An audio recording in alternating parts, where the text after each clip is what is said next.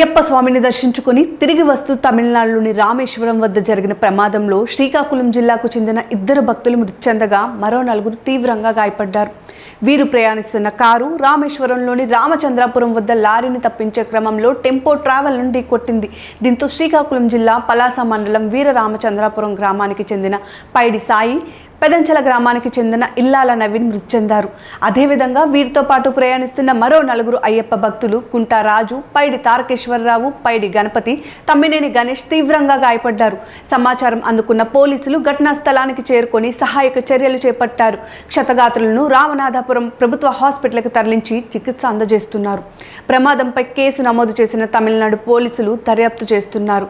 ఈ ఘటన శ్రీకాకుళం జిల్లాలో విషాదాన్ని నింపగా అయ్యప్ప భక్తుల్లో ఆందోళన కలిగిస్తుంది. మండల మకర విలక్కు వార్షికోత్సవాల సందర్భంగా శబరిమల అయ్యప్పను దర్శించుకునేందుకు అనేక ప్రాంతాల నుంచి అయ్యప్ప భక్తులు వెళుతూ ఉంటారు.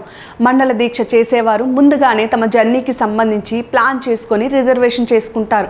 అయితే కొంతమంది మాత్రం వారు అనుకున్న సమయానికి ట్రైన్ టికెట్లు దొరకకపోవడం, ఫ్లైట్ ఛార్జీలు భారం కావడంతో రోడ్డు మార్గాన్ని అనుసరిస్తున్నారు.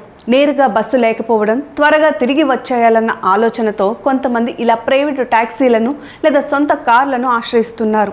అయితే రాత్రి ప్రయాణాలు, అయ్యప్ప భక్తులు నిద్ర సరిపోకపోవడంతో వచ్చే నిద్ర మత్తు, అధిక వేగం కారణంగా తరచూ ఇటువంటి ప్రమాదాలు జరుగుతూ ఉండడంతో చాలా మంది భక్తులు పుణ్యక్షేత్రాల ప్రయాణం చివరి మజిలీగా మారిపోతుంది. దీంతో అయ్యప్ప భక్తులు ఈ ఘటనతో ఆందోళన వ్యక్తం చేస్తున్నారు.